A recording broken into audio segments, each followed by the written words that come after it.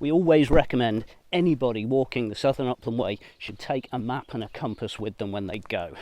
Even if you've got the best GPS unit in the world, and even though we spend a lot of time making sure that the route is waymarked from one end to the other, you can never be certain that your phone won't run out of battery, or your GPS unit break, or you miss a waymark post and wander off in the wrong direction. So we always recommend that you carry a compass and a good map, such as an Ordnance Survey map or the official Harvey's Southern Upland Way map.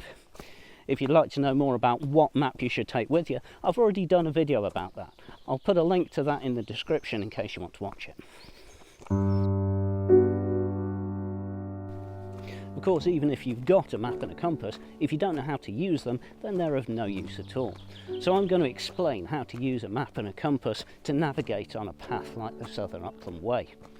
On this video, I'm just going to go over the basics of how to read a map.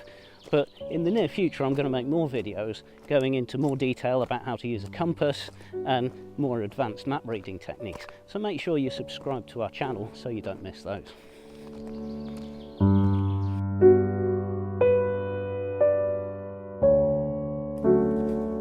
The first thing that you need to know about any map is the scale. This is an Ordnance Survey Explorer map, so it's a 1 to 25,000 scale map. This means that 1 centimetre on the map represents 25,000 centimetres on the ground, or 250 metres. Of course, in reality that's not a lot of use, so the best thing to do is to have a look on the key for the map scale. This is normally right at the bottom of the key, and it shows the distance on the map that represents both 1 mile and 1 kilometre. The other thing you can use are the map squares. On Ordnance Survey maps, both the Explorer and the Land Ranger, and on the Harvey's Southern Upland Way map, all the map squares are 1 kilometre squares, so each side of a map square represents 1 kilometre.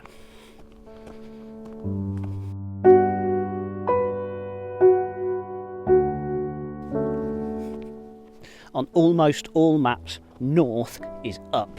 If on a particular map for any reason it isn't, there will always be a compass rose or an arrow showing which direction north is. Of course, there's not a lot of use knowing which way is north on the map unless you also know which way is north on the ground, and this is where your compass comes in. This is my compass that I've owned since I was 12. I bought it when I was in the Scouts, and it still works well today.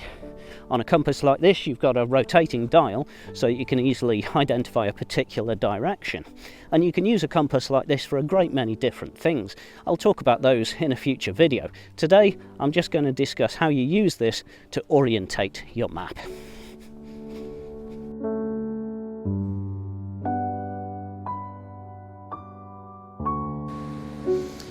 So on our compass, the red end of the needle will always point north and the white end of the needle will always point south. We're looking for north, so what we need to do is to rotate the dial of the compass so that north on the dial is aligned with this little white marker at the top of the compass. We then rotate the compass so that the compass needle is aligned with the lines on the dial. The compass is now pointing north. So we now rotate our map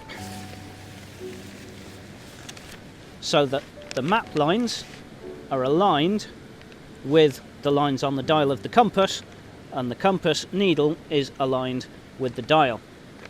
Everything is now pointing in the right direction, so our map is correctly aligned. This means that everything will be in the right direction from us as they are shown on the map. So if we find where we are on the map, we know that any forest to the left of us will be to the left of where we are on the map. The roads will be correctly aligned, as will rivers. Now that we've got the map orientated correctly, we can start looking at the details on the map.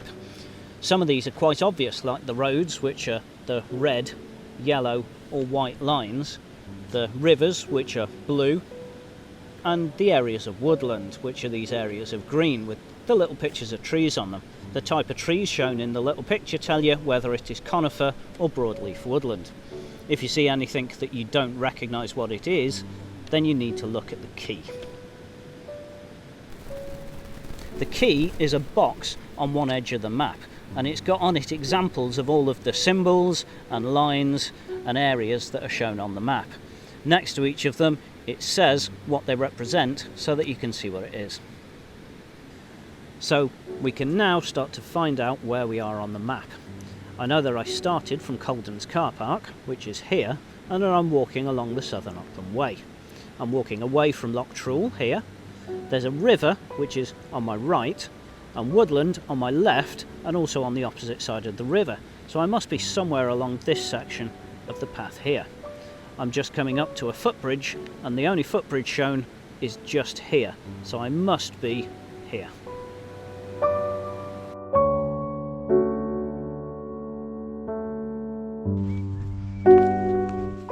If you're from England, it's worth mentioning that public rights of way do not appear on maps in Scotland. In England, you'll get green dotted or dashed lines which show public footpaths and public bridleways. These don't appear on maps in Scotland. You do get black dotted lines to show footpaths and double dashed lines to show tracks, but the footpaths often do not really exist, and if tracks go through farmyards, unless it's a public right of way, it's not appropriate to walk along them. I've already done a video about this and how to find the best places to walk in Scotland, so I'll put a link in the description in case you want to watch that one.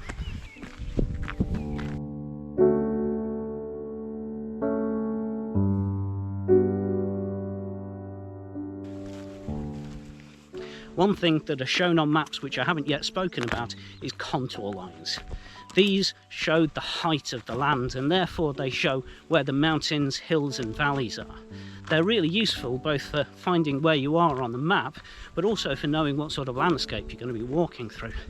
They are, however, a much more complicated subject, so I'm going to do another video just talking about contour lines. Make sure you subscribe to our channel so you don't miss that one. I hope you've enjoyed this video, or at least found it useful. If you have, please do click the like button below. And thank you very much for watching.